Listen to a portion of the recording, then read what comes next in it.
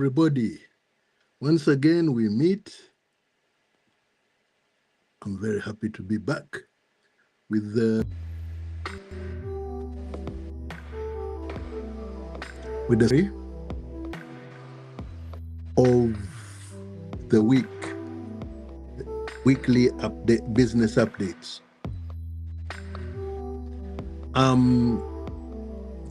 Without much further ado, let us proceed.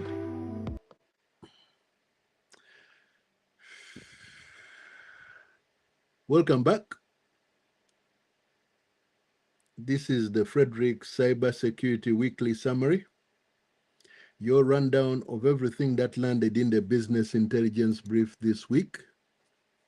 Monday to Friday, 6th to 10th of July, 2026. I'm Frederick Wakulieka, and if you're a business owner or senior leader in financial services, professional services, or healthcare, this is the 5-minute version of what actually mattered in the security world this week and what you should be doing about it. Before we go day by day, let me give you the one sentence that compares. Let me give you the one sentence that connects everything this week. The attacks that landed this week did not require sophisticated hackers. They required organizations that had not patched something, not checked a vendor contract, or not asked the right question of their IT provider. That is a solvable problem, and that is exactly what this brief is about, is built for.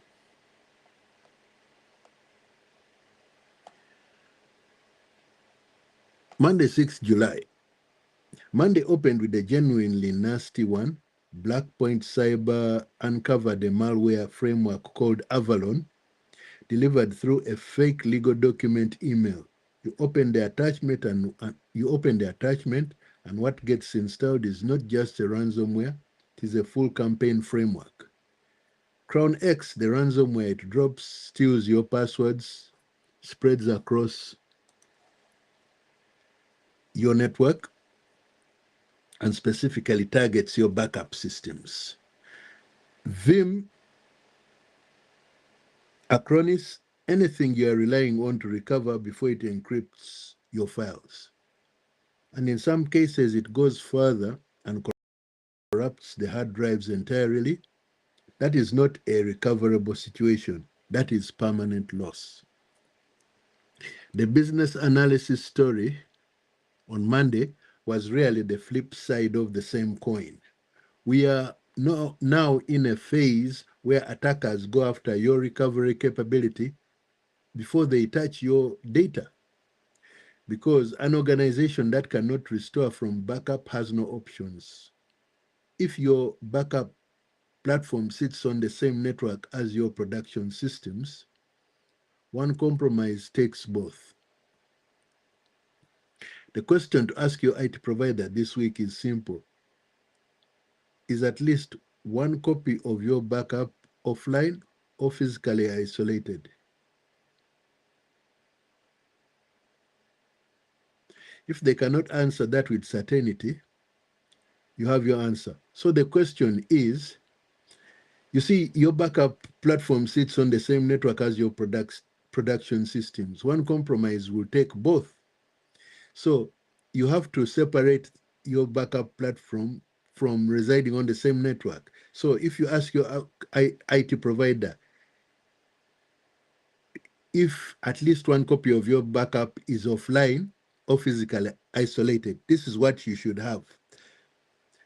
If they cannot answer that with certainty, you have your answer. It's obvious. So, and on the AI front Monday, we covered bad e-poll, tracked as CVE 2026-46242, which is a flaw that lets any ordinary logged in user seize full control of a Linux or Android system. What made this story interesting is the context. Anthropic's own AI model recently found a serious Linux kernel flaw during its own research. Bad EPOL is the one it missed. A related flaw in the same code found by a human researcher months later. The lesson is not that AI security tools fail, it is that they are no substitute for basic patching. The AI caught one, missed its neighbor. If your business runs Linux servers or Android devices, that patch needs to be applied.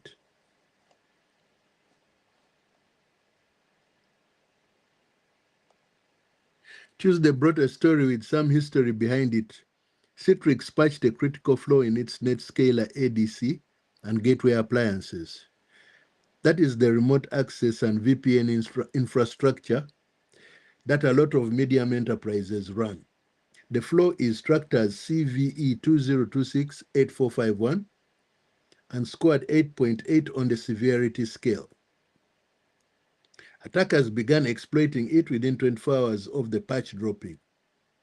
That is the same speed we saw with the original Citrix Bleed bug back in 2023, the one that hit Boeing and ICBC, which is why this one is being called Citrix Bleed Echo. The flaw leaks fragments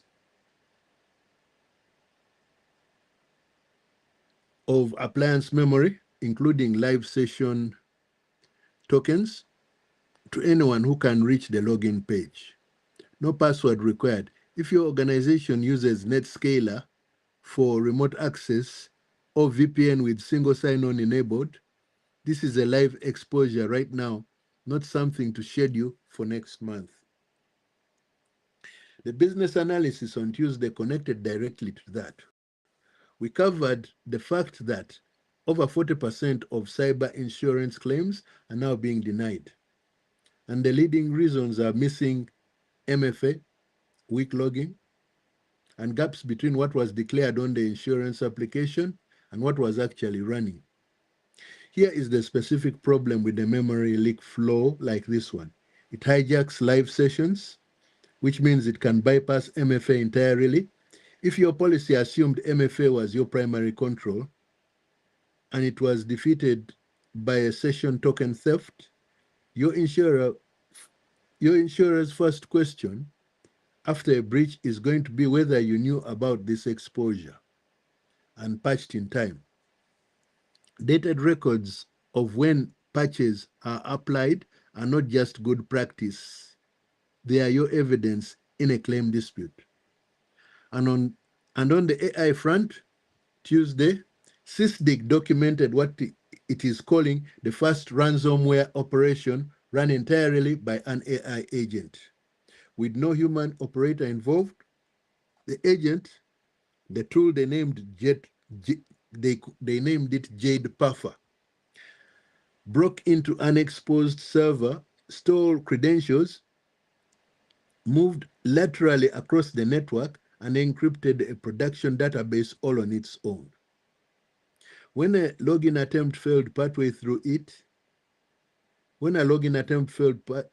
through, it fixed the error and continued. Excuse me a moment, I get myself a fresh glass of water.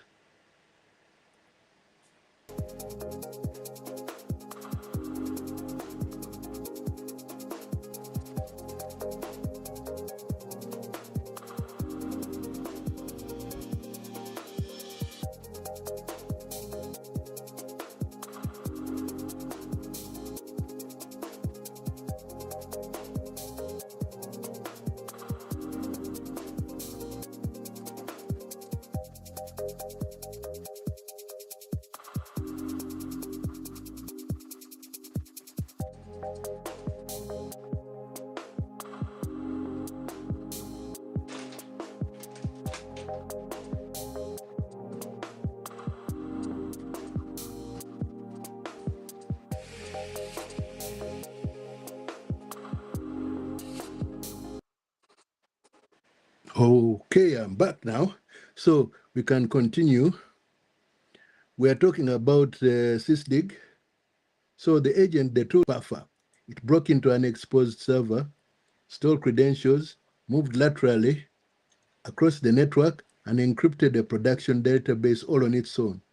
When a login attempt failed partway through, it fixed the error and continued. The total time from entry to encryption was under an hour. None of the individual techniques were new. A model chaining them together without supervision is what changed. The action here is straightforward. Stop treating patching as a slow process. If an automated agent can find and exploit an exposed server in under an hour, your response window is measured in minutes, not weeks.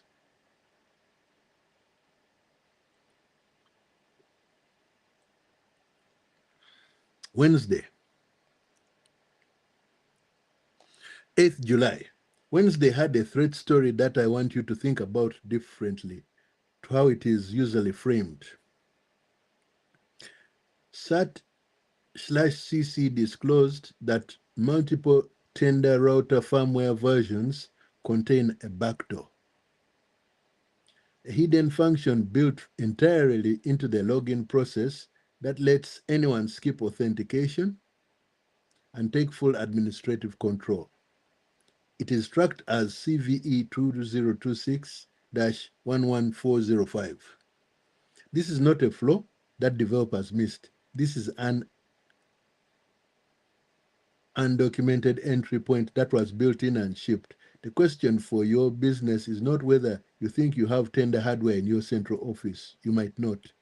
The question is whether any branch office, warehouse, or remote worker is using one. Because home routers from this brand are common, and remote workers' home networks are part of your attack surface now. The business analysis on Wednesday is one that I think is underappreciated, and it comes from the Exolis breach. Exolis is a healthcare AI vendor.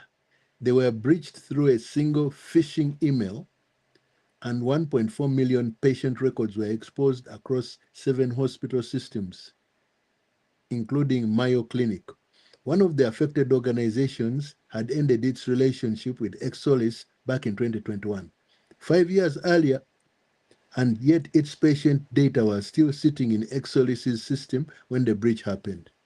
Those patients had no idea Exolis even held their information.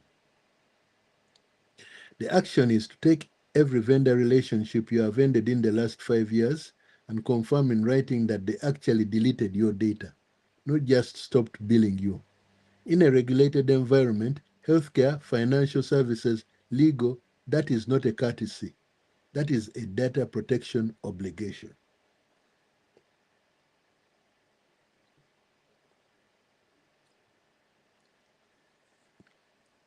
On the AI security front, Wednesday, the European Commission published its action plan on cybersecurity and AI on 7th July. This sets out how EU intends to assess advanced AI models for security risk before they reach the market. Working with ENISA on standards for securing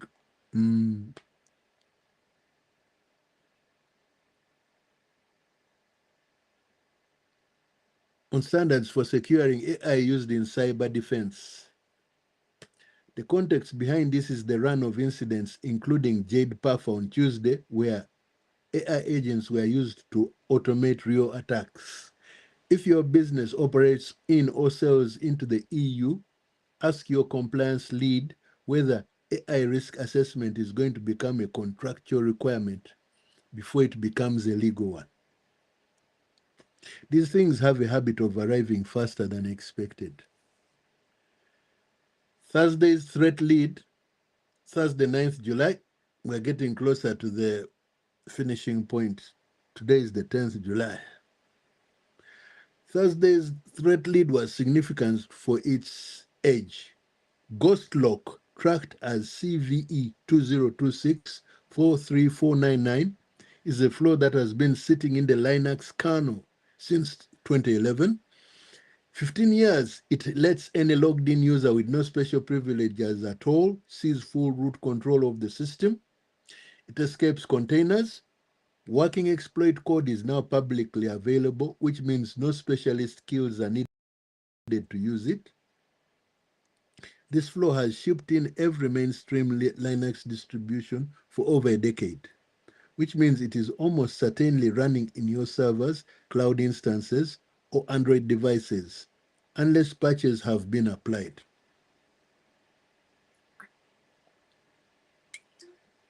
The question to ask today is the same as Monday's bad Apple question. Are your Linux and Android systems patched? The business analysis Thursday was about legal accountability, and it came with two very specific, very recent data points. On 8th July, class actions were filed against One Medical and Madison Square Garden Entertainment, both alleging failure to implement reasonable cybersecurity measures before breaches that had already been disclosed in June. What matters about these cases is that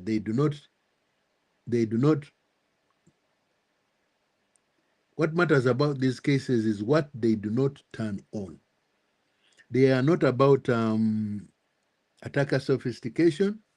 They are not about 0 days. Both cases turn on whether the company took basic provable precautions, documented policies, applied patches, reviewed configurations. Courts are increasingly treating an unpatched known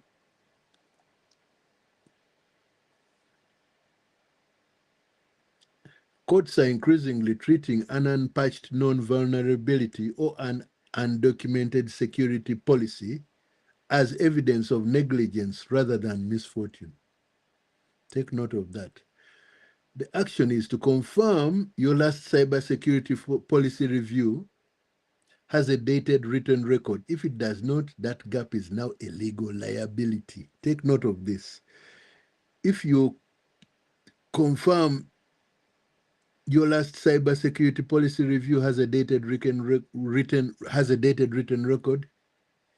you have to make sure that your last cybersecurity policy review has a dated written record. If it does not, that gap is now a legal liability.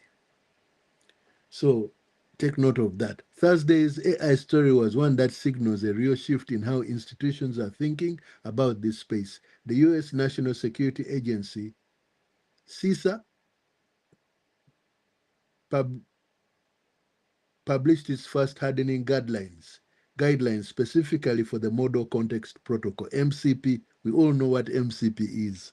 When you use Claude, you enable the Claude to connect to Gmail, to Hugging Face, to Zapier, to Google Drive through the MCP. So the MCP is the technology which connects assistance to your email, your files, your internal systems. One analysis this month found that over a third of scanned MCP servers were vulnerable to attacks that leak internal data to anyone who knows how to ask. Okay, the National Security Agency, sorry, there is a difference between CISA and the NSA. CISA is for policies and regulations. The NSA is National Security Agency. See that the national security is its ethos. The NSA issuing guidance on this puts it firmly in the category of recognized national level risk. If your business has connected an AI assistant to any internal system, that connection needs to be reviewed against this guidance. Take note of that. So, Friday, 10th July, today, that was a big leap in time. I'm back where I started from. Not quite, we started from here, but now we are ending here. Friday's threat story is one that affects a lot of medium enterprise offices directly. Ubiquity, the brand behind the new Unify product line, not product line, that many businesses use for office networking, door access, and security cameras, patched 5 critical vulnerabilities on 8th July. 2 of those 5 scored a perfect 10 on the severity scale. That means an attacker already on your network, perhaps through a phishing email, perhaps through a remote worker's compromised device, could escalate their privileges or execute commands with no additional access required. The action is to ask whoever manages your network hardware today whether Unify devices are updated, and treat will get to it as the wrong answer. The business analysis on Friday pulled back to the week as a whole. The pattern across every single story this week, from Ubiquity to Ghostlock to Citrix Bleed Echo, is the same. Attackers now move from disclosure to active exploitation within 24 to 72 hours. Not months, not weeks, days, and regulators and courts are catching up to that timeline. Treating a delayed patch on a publicly known flaw as negligence rather than oversight is now standard in enforcement and litigation alike. The action coming out of Friday is to set a hard documented rule. Critical severity patches on business critical systems get applied within 5 working days. Put it in writing. That document is your evidence if something goes wrong. Friday's AI story closed the week with something that deserves more attention than it typically gets. A technique called ghost phishing. Ghost phishing was disclosed this week. The tool behind it is called Evil Tokens, and it keeps the malicious page encrypted and invisible to email security scanners. Nothing looks wrong in the email, nothing trips the filters. The page only decrypts once it is already inside your employee's browser, at which point it presents a fake login attempt. This defeats the link scanning that most email security tools rely on, because there is nothing malicious to detect until the moment it is too late. The action is to brief your team this week, not next month, that a past email filter is not proof that a link is safe, and that any unexpected login prompt should be verified through second channel before entering credentials. Let me bring this week together because there is a thread running through all 5 days, and that I think is worth naming explicitly. Every story this week was about something that was already known: a flaw that had been disclosed, a vendor contract that had been terminated, a backup system that someone assumed was protected, an email filter that someone assumed was sufficient. None of this week's threats required novel tactics or nation-state resources. They required organizations that had not taken a basic verifiable step. The Avalon framework targets backups because most organizations have not isolated them. Citrix Bleed Echo exploited the patch window because patching took longer than 24 hours. The tender backdoor persisted because nobody checked whether remote workers were using flogged hardware. Ghostlock is 15 years old. The Exolis breach exposed data from a vendor relationship that ended 5 years ago. The class action against One Medical and MSG Entertainment are about documentation that either did not exist or did not hold up. The pattern is not sophisticated attackers, it is basic gaps exploited at machine speed. And the answer to machine speed is not a bigger IT system, it is documented process.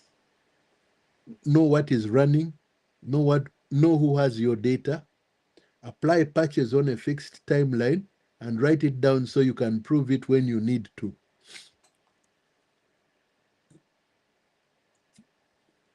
If you take one thing from this week, find out today whether your business can answer 3 questions. What is our current patch status on known critical vulnerabilities? Who are all the vendors that currently hold our data, including ones we stopped paying 5 years ago? And is at least one copy of our backup unreachable from our production network? If you cannot answer all 3 with certainty, those are your 3 priorities next week. That is the weekend review. I've tried to make it as compact as possible so you can have, where to act, where the problem is, and where the future problem is likely to come from. So the daily business intelligence brief runs every day, morning at 9 GMT on LinkedIn. Subscribe there to get each edition as it lands. That is the only place you can, at the moment. I'm doing many things in the background. I don't need to go into detail. I'm doing so many things. My staff are doing so many things. So eventually, I'm going global, and it will not matter where you can get the information wherever the platforms I'll be on. So the AI Breach Report goes out every Wednesday and Friday as a deep dive newsletter on the week's security incidents and defenses.